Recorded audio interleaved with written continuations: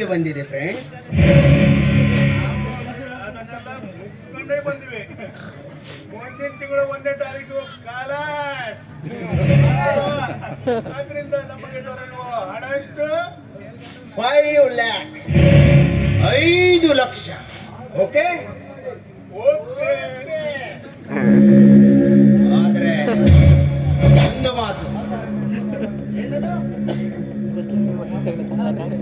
ನಾವು ರಾಜಶ್ರೀಯ ತಂದೆಯನ್ನ ಮುಗಿಸಿದ್ದು ಅವಳಿಗೆ ನಮ್ಮ ಮೇಲೆ ಸಂಶಯ ಬರುವಂತಾಗಬಾರದು.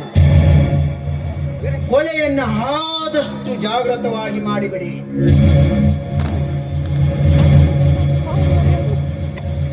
ಅವರ ತಂದೆಯ ಅಪಾರ ಆಸ್ತಿ ನನ್ನ ಕೈ ಸೇರಿದ ಗಳಿಗೆಯಲ್ಲಿ ತೋರಿಸುವೆ ಅವಳಿಗೂ ನಾನೊಂದು ಗತಿ. ಅಂದ್ರೆ ಮುಂದೆ ಅವಳನ್ನು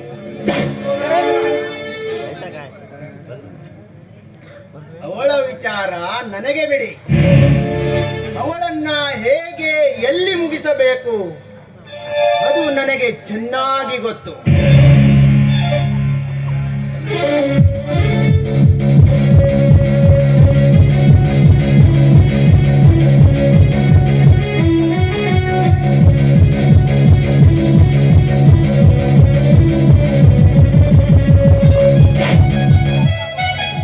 ಅವಳು ನಿಮ್ಮ ಕೈ ಹಿಡಿದ ಪತ್ನಿ ಅಲ್ಲವೇ? ಇರಬಹುದು, ಆದರೆ ನಾನು ಅವಳ ಕೈ ಹಿಡಿದಿದ್ದು ಅವಳ ಜೊತೆ ಸಂಸಾರ ಮಾಡಲು ಅಲ್ಲ, ಅವಳ ಅಪಾರ ಆಸ್ತಿಗೆ ಒಡೆಯನಾಗಲು.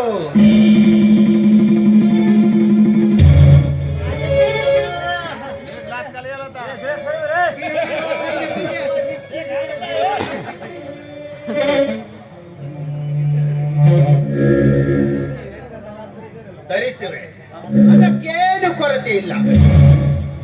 ಶೀಲಾವತಿ, ಶೀಲಾವತಿ, ಯಾಕಪ್ಪ ಕೂಗುದೆ? ಹೌದು, ನನ್ನ ರೂಮಿನಲ್ಲಿ ಇನ್ನೊಂದು ಬಾಟ್ಲಿ ಇದೆ, ತೆಗೆದುಕೊಂಡು ಬಾ. ಹಾಗೆ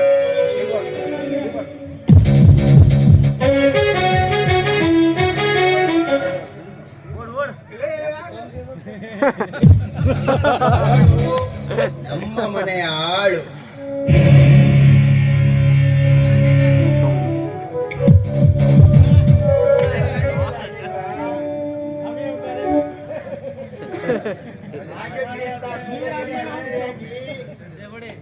ಆದರೂ ಕೂಡ ಅಪ್ಸರೆಯಂತ ಹೆಣ್ಣನ್ನೇ ಕೆಲಸಕ್ಕೆ ಇಟ್ಕೊಂಡಿರುವೆ.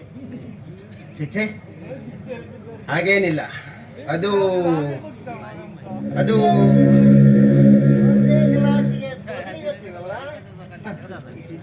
ಹಾಗೇನಿಲ್ಲ. ಅವಳು ನಮ್ಮ ಮನೆಯಲ್ಲಿ ನಿಯತ್ತಿನಿಂದ ದುಡಿದವಳು.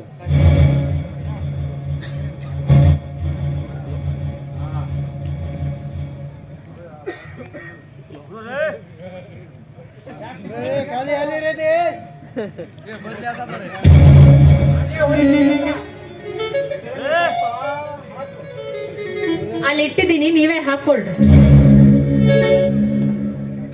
ನಮಗೆಲ್ಲ ನಶೆ ಏರಿದೆ. ನಿಮ್ಮ ಕೈಯೇನು ಸವಿದು ಹೋಗುತ್ತಾ? ನೋಡಿ, ಒಳಗಡೆ ನನಗೆ ಕೆಲಸವಿದೆ. ನೀವೇ ಒಳಗಿನ ಕೆಲಸವಿರಲಿ, ಮೊದಲು ಅದನ್ನು ಒಡೆದು ಗ್ಲಾಸಿಗೆ ಹಾಕು.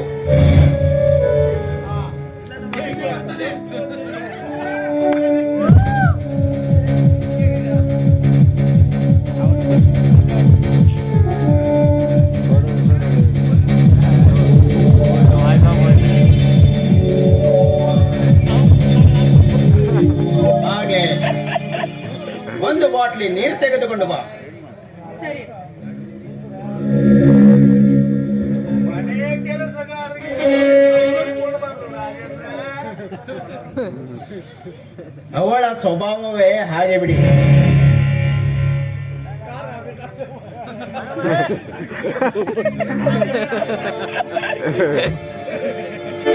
ಶೀಲಾವತಿ, ಊಟ ರೆಡಿ ಆಗಿದೆಯಾ? ಆಗಿದೆ. ಊಟ ರೆಡಿ ಆದ ಮೇಲೆ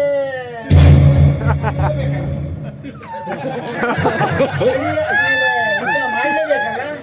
ಯಾವ ಊಟ ಮಾಡ್ತೀವಿ?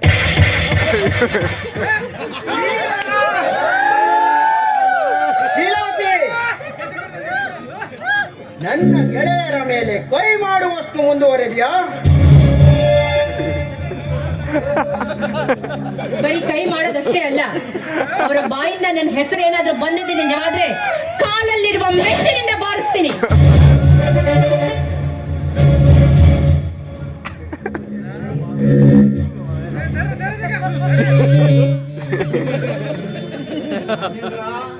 ನಿನ್ನ ಗೆಳೆತನಕ್ಕೆ ಇಷ್ಟೊಂದು ಅವಮಾನ ಆದ್ಮೇಲೆ ನಾವು ಇಲ್ಲಿ ಇರೋದು ಸರಿಯಲ್ಲ. ನಿಲ್ಲಿ, ಹೋಗಬೇಡಿ, ನಿಲ್ಲಿ ಫ್ರೆಂಡ್ಸ್. ಏನು, ಇವರು ನಿನ್ನ ಗೆಳೆಯರೇ? ದೇವರದಂತಿರುವ ಮನೆಯಲ್ಲಿ ಈ ರೀತಿ ಮಾಡ್ತಾ ಇದ್ದಾರೆ, ನಾಚಿಕೆ ಆಗೋದಿಲ್ವೇನೋ ನಿನಗೆ? ಏ ಪಾಪಿಗಳ, ಮರ್ಯಾದೆಯಿಂದ ಈ ಮನೆ ಬಿಟ್ಟು ಹೋದ್ರೆ ಸರಿ, ಇಲ್ಲದಿದ್ರೆ ಕಾಲಲ್ಲಿರುವ ಮೆಟ್ಟಿನಿಂದ ಬಾರಿಸ್ಬೇಕಾಗುತ್ತೆ. ನಡೀರೋ, ತೊಲಗು ಇಲ್ಲಿಂದ.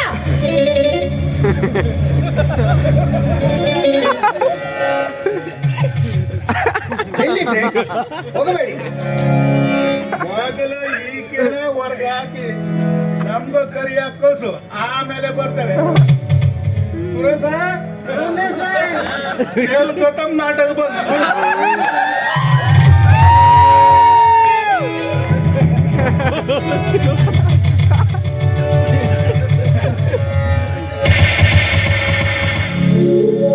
ಈಗಲಾದರೂ ಸಂತೋಷವಾಯಿತೆ ನಿನಗೆ?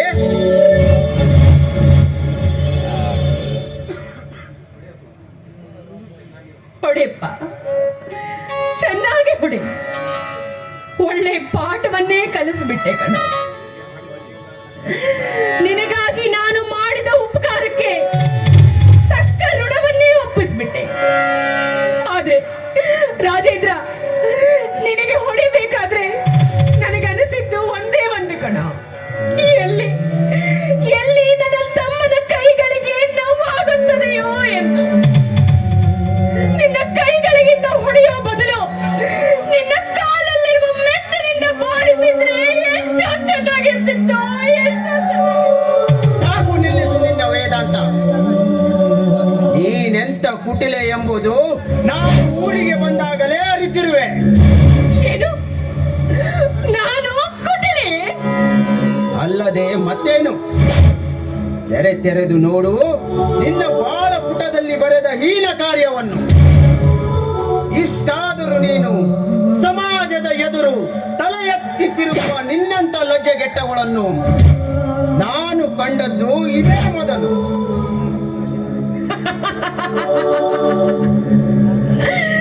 ಒಳ್ಳೆ ಮಾತನ್ನೇ ಆಡಿದೆಯೋ, ಒಳ್ಳೆ ಮಾತನ್ನೇ ಆಡಿದೆ. ನಿನಗಾಗಿ, ನಿನ್ನ ಸಂತೋಷಕ್ಕಾಗಿ ನಾನು ನನ್ನ ಮಾವ ಕೂಲಿ ನಾಲೆ ಮಾಡಿ ನಿನಗೆ ವಿದ್ಯಾ ಬುದ್ಧಿ ಕಲಿಸಿದ್ದಕ್ಕೆ ಒಳ್ಳೆ ಪಾಠವನ್ನೇ ಹೇಳಿಕೊಟ್ಟೆ. ಇದೇನು ಇದೇನು ನಿನಗೋಸ್ಕರ ನಾವು ಮಾಡಿರೋ ತ್ಯಾಗ? ತ್ಯಾಗ? ಚೆನ್ನಾಗಿದೆ ನಿನ್ನ ಮಾತಿನ ಅರ್ಥ. ಒಂದು ಹೆಣ್ಣಾಗಿ ಹುಟ್ಟಿ ಮಾಡಬಾರದಂತ ಹೀನ ಕಾರ್ಯ ಮಾಡಿ ಈ ಮಾಡಿದ ಹೀನ ಕಾರ್ಯಕ್ಕೆ ತ್ಯಾಗದ ವಚನ ತೋರಿಸಲು ಯತ್ನಿಸುತ್ತಿರುವ ನಿನ್ನ ಬುದ್ಧಿವಂತಿಕೆ ಮೆಚ್ಚುವಂತದ್ದು. ಅಂದ್ರೆ ಅಂದ್ರೆ ಏನು ನಿನ್ನ ಮಾತಿನ ಅರ್ಥ? ನನ್ನ ಸಂತೋಷವನ್ನ ಬದಿಗೊತ್ತು ನಿನ್ನ ಸುಖಕ್ಕಾಗಿ ಎಲ್ಲವನ್ನೂ ತ್ಯಾಗ ಮಾಡಿಕೊಂಡ. ನಿನ್ನ ಓದಿಗಾಗಿ ನನ್ನ ಜೀವನವನ್ನೇ ಮುಡುಪಾಗಿಟ್ಟನು. ಇದು ತ್ಯಾಗ ಅಲ್ಲದೆ ಮತ್ತೇನೇನು? ಹೇಳೋ, ಮಾತಾಡೋ, ಮಾತಾಡೋ. ಥೂ, ನಿರ್ಲಜ್ಜ. ಮತ್ತೆ ಮತ್ತೆ ನನ್ನ ಎದುರು ಬಣ್ಣ ಬಳಿದು ಬೊಗಳದಿರು ತ್ಯಾಗ ಮುಕ್ತಿ ಎಂದು. ಹರೆಯದ ಸೊಕ್ಕಿನಲ್ಲಿ ಉಕ್ಕಿ ಬರುವ ನಿನ್ನ ಕಾಮದಾಹವನ್ನು ತೃಪ್ತಿಪಡಿಸಿಕೊಳ್ಳಲು ಸಿಕ್ಕ ಸಿಕ್ಕ ಗಂಡಸರೊಡನೆ ನಿನ್ನ ಕಾಮದ್ರಸೆಯನ್ನು ತೀರಿಸಿಕೊಂಡ ನೀನು ಮತ್ತೆ ನನ್ನೆದುರು ವರ್ಣಿಸುತ್ತಿರುವೆಯಾ ನಿನ್ನ ಹೇಳತೆಯನ್ನು? ಹೊಲಸು ಹೆಣ್ಣೆ. ಶಭಾಷ್ ಕಣೋ, ಶಭಾಷ್, ಕರೆಕ್ಟ್ ಆಗಿ ಹೇಳಿದೆ. ಯಾಕಂದ್ರೆ ನಿನ್ನ ಬಾಯಿಂದ ಈ ಮಾತುಗಳನ್ನ ಕೇಳಲಂದೇ ಇಂದು ನಿನ್ನ ಎದುರುಗಡೆ ನಾನು ನಿಂತಿದ್ದೀನೋ. ಏನಂದೆ? ಈ ನಿನ್ನ ಅಕ್ಕ ಕುಟಲಿ ಸಿಕ್ಕವರೊಂದಿಗೆ ಚಕ್ಕಂದ ಮಾಡಿದ್ಲಿ. ಇಲ್ಲವೋ? ಇಲ್ಲ, ನನ್ನ ಜೀವನವೇ ನಿನಗೋಸ್ಕರ ಮುಡುಪಾಗಿಟ್ಟೆ ಕಣೋ. ಆದ್ರೆ ಅದಕ್ಕೆ ತಕ್ಕ ಪಾಠವೇ ಕಲಿಸಿದೆ. ಒಂದು ಮಾತು ಹೇಳ್ತೀನಿ, ಈ ಜನ್ಮ ಅಲ್ಲ, ಮುಂದಿನ ಜನ್ಮದಲ್ಲೂ ಸಹಿತ ಒಂದು ಹೆಣ್ಣಿನಿಂದ ನೀನು ಉಣ್ಣೆ ಉಡ್ತೀಯ, ತಕ್ಕ ಪಾಠ ಕಲಿಸೇ ಕಲಿತೀಯ. ನಿನ್ನ ಮಾತುಗಳು ಅತಿಯಾದವು. ಸುಮ್ಮನೆ ಇಲ್ಲಿಂದ ಹೊರಬೀಳು.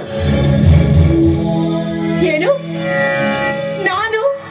ನಾನು ಈ ಮನೆಯಿಂದ ಹೊರ ಹೋಗಬೇಕಾ?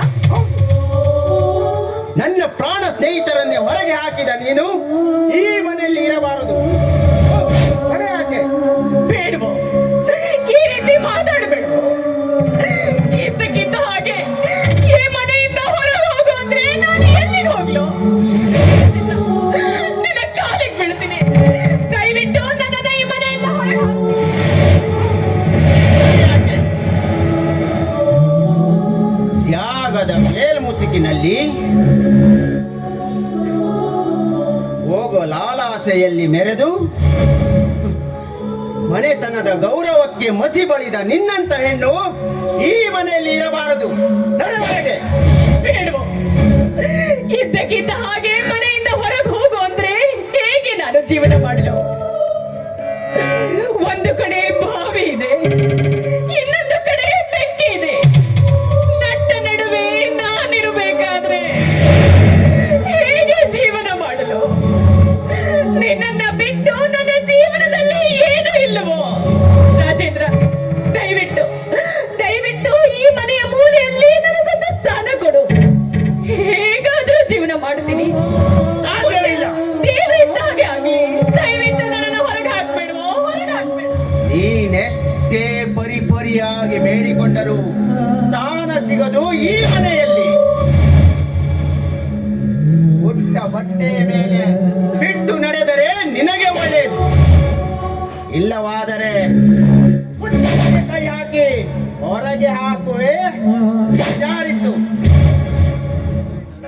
ಹಾಗಾದ್ರೆ ಇದೇ ನಿನ್ನ ಅಂತಿಮ ನಿರ್ಧಾರವೇ? ಹೌದು. ಒಳ್ಳೆಯದಾಯ್ತು. ಅಪ್ಪ, ನಿನಗೆ ಕೊಟ್ಟ ಮಾತಿನಂತೆ ನಾನು ನಡೆದುಕೊಂಡಿದ್ದಕ್ಕೆ ನನಗೆ ಸಿಕ್ಕ ಪ್ರತಿಫಲ ಇದೆ. ನನ್ನ ಬೆವರಿನ ಹಣೆಯಲ್ಲಿ ಸಹಿತ ನನ್ನ ತಮ್ಮ ಓದಬೇಕು, ದೊಡ್ಡ ಮನುಷ್ಯನಾಗಬೇಕು ಅಂತ ನನ್ನ ಜೀವನವನ್ನೇ ಮುಡುಪಾಗಿಟ್ಟುಬಿಟ್ಟೆ. ನಿನ್ನ ಕೊಟ್ಟ ಮಾತಿನಂತೆ ನಡೆದುಕೊಂಡಿದ್ದಕ್ಕೆ ಇಂದು ನನಗೆ ಸಿಕ್ಕ ಪ್ರತಿಫಲ ಇದೆ. ಆಗ್ಲಪ್ಪ, ಆಗ್ಲಿ. ನಿನಗೋಸ್ಕರ ತ್ಯಾಗ ಮಾಡಿದ್ದಕ್ಕೆ ನಾನು ಈ ಮನೆ ಬಿಟ್ಟು ಹೋಗೋದೇ ಲೇಸು. ನಿನ್ನ ಮುಂದೆ ನಿನ್ನ ಮಾತುಗಳಿಂದ ಅವಮಾನ ಅನುಭವಿಸೋದಕ್ಕಿಂತ ಎಲ್ಲೋ ಹೋಗಿ ನನ್ನ ಜೀವವೇ ತ್ಯಾಗ ಮಾಡೋದೇ ಲೇಸು. ಹೋಗ್ತೀನಿ ಕಣೋ, ಈ ಮನೆ ಬಿಟ್ಟು ಹೋಗ್ತೀನಿ. ಶೀಲಾವತಿ, ನಿನ್ನಿಂದ ನಾನು ಜೀವನದ ಪಾಠ ಕಲಿಯಬೇಕಾಗಿಲ್ಲ. Get out. ಅಪ್ಪ, ಎಂದಿಗೆ ತೀರಿತಪ್ಪ ಈ ಮಗಳ ಮನೆಯ ಕರ್ಮ. ನಿನ್ನ ಮಗನಿಗಾಗಿ ನನ್ನ ಜೀವವನ್ನೇ ಮುಡುಪಾಗಿಟ್ಟು ಇಂದು ಅವನ ಕೈಯಿಂದಲೇ ಹೊರ ಹೋಗುವ ಸಂದರ್ಭ ಬಂದೊದಗಿದೆ. ಹೋಗ್ತೀನಿ ಕಣೋ, ಹೋಗ್ತೀನಿ. ರಾಜೇಂದ್ರ, ಕೊನೆ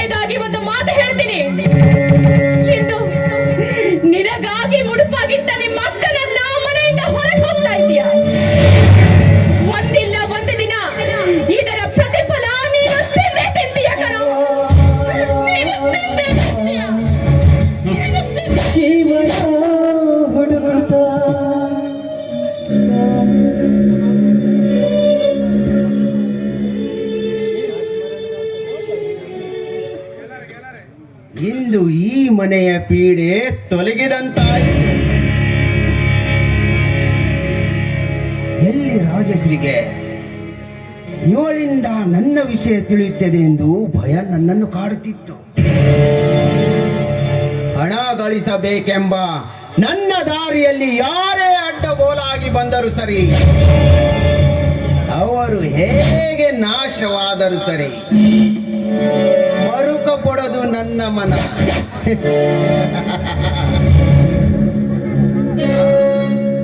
ಮೊದಲು ನನ್ನ ಸ್ನೇಹಿತರನ್ನು ಕ್ಷಮೆ ಕೇಳಿ ಅವರನ್ನ ಮನೆಗೆ ಕರಬೇಕು.